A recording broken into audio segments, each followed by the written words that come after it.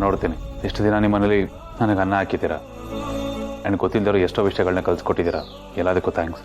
ಅಯ್ಯೋ, ಮನೆಯವ್ರಿಗೆ ಥ್ಯಾಂಕ್ಸ್ ಹೇಳ್ತಾರೇನಪ್ಪ. ನಮಗೆಲ್ಲ ಕೆಲಸ ಕೊಟ್ಟಿರೋ ಯಜಮಾನ್ರು ನೀವು. ನಮ್ಮ ಮನೇಲಿ 1 ವಾರ ಇರೋದು, ನಾವು ನೋಡ್ಕೊಳ್ಳೋದು ಅಂದರೆ ಅದು ನಮ್ಮೆಲ್ಲರೂ ಪುಣ್ಯ.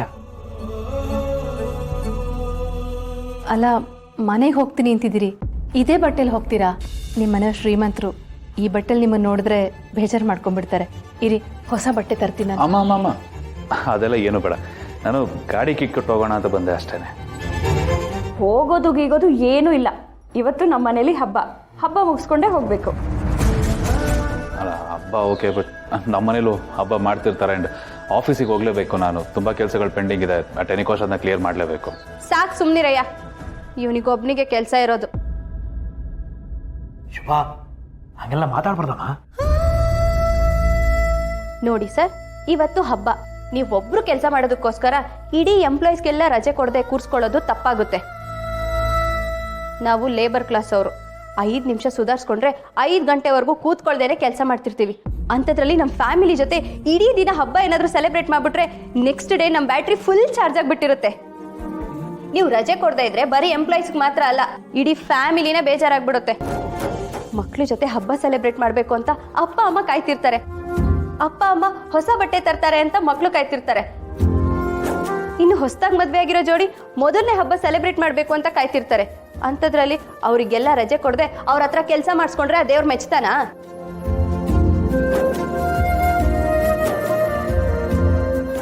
ಸಾರಿ, ನಾನು ಇದ್ರ ಬಗ್ಗೆ ಎಲ್ಲ ಯೋಚನೆ ಮಾಡಿರಲಿಲ್ಲ. 1 ನಿಮಿಷ.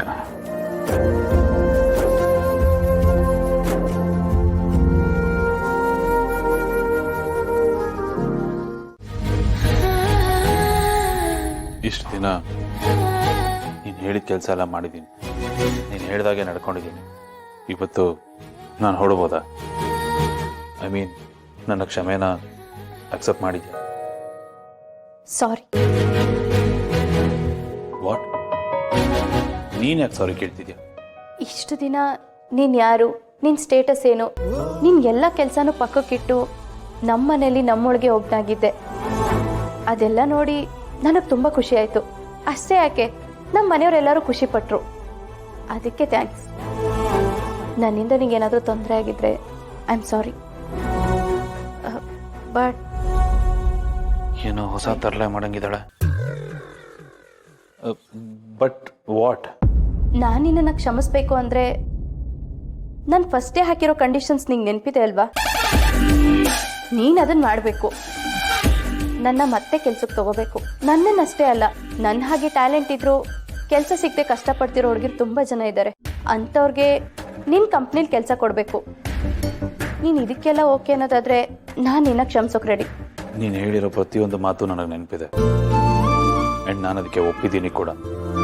ನೀನು ಹೇಳಿದೆಲ್ಲ ಕಂಡೀಷನ್ಸು, ರೂಲ್ಸು ಈಡೇರುತ್ತೆ. ಈಗಲಾದರೂ ನನ್ನ ಕ್ಷಮಿಸ್ತೀಯ?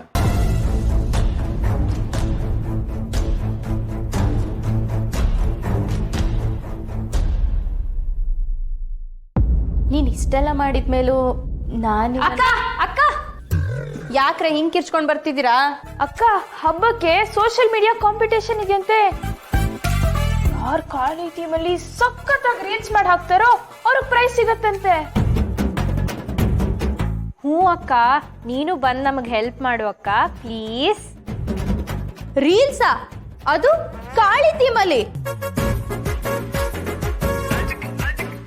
ಆಗಲ್ಲ ಅಕ್ಕ, ಪ್ಲೀಸ್ ಕಣೆ. ಆಗಲ್ಲ ಕಣ್ರೆ. ಅಕ್ಕ, ನೀನಲ್ದೆ ಇನ್ ಯಾರೇ ಮಾಡ್ತಾರೆ?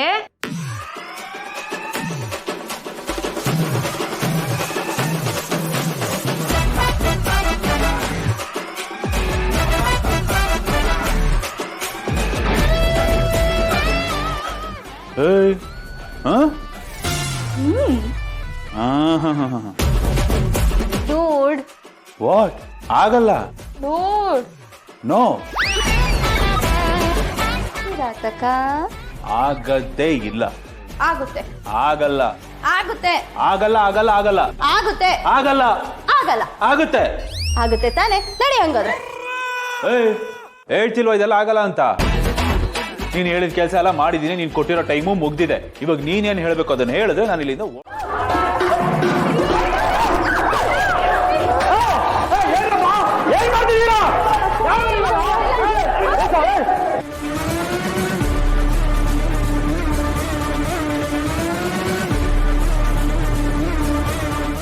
ನನ್ನ ಮುಂದೆ ಬಚ್ಚ ನನ್ನ ಮಗ ನನಗೆ ವಾರ್ನ ಮಾಡೋಗ್ತಾನೆ. ಏಯ್ ಯಾರೋ ನೀವೆಲ್ಲ? ಅವನ್ ಎಮ್ಮೆಲ್ಲೆ ಅವನ್ ಮಾತು ಕೇಳಿ ನನ್ನನ್ನ ಬಾಯಿಗೆ ಬಂದಂಗ್ ಬೈತಾನೆ. ಹೋಗ್ರ ಅವನ್ ಮನೆಗೆ ಹೋಗಿ ಒಂದ್ ಕೋಟಿಂಗ್ ಮಾಡಿ ಬನ್ನಿ. ಏರಿಯಾದಲ್ಲಿ ನನ್ ಕಂಡ್ರೆ ಭಯ ಕಮ್ಮಿ ಆಗಿದೆ.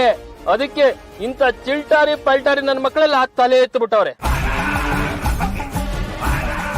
ಅವನ್ ಸಿಕ್ಕಿದ್ರೆ ಅವನು ಸೇರಿಸಿ 4 ಜನಕ್ಕೆ ಕೈ ಕಾಲು ತಿರ್ಸಿ ಬನ್ನಿ. ನಾನು ಕಂಡ್ರೆ ಭಯ ಇರಬೇಕು.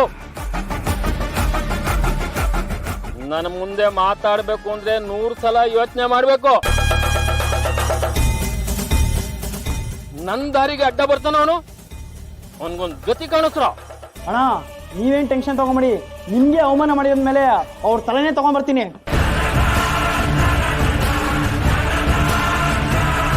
ಏಯ್ ಮಾಡ್ರ ಕೈ ಕಲ್ ಮುಗಿರೋ. ಜಾಸ್ತಿ ಮಾತಾಡಿದ್ರೆ ಪ್ರಾಣನೇ ತೆಗೆದಾಕ್ಬಿಡಿ. ಈ ಸಲ ಎಡೆಗೆ ಎಕ್ಸ್ಟ್ರಾ ತಲೆ ಆಗುತ್ತೆ ಅಷ್ಟೇ.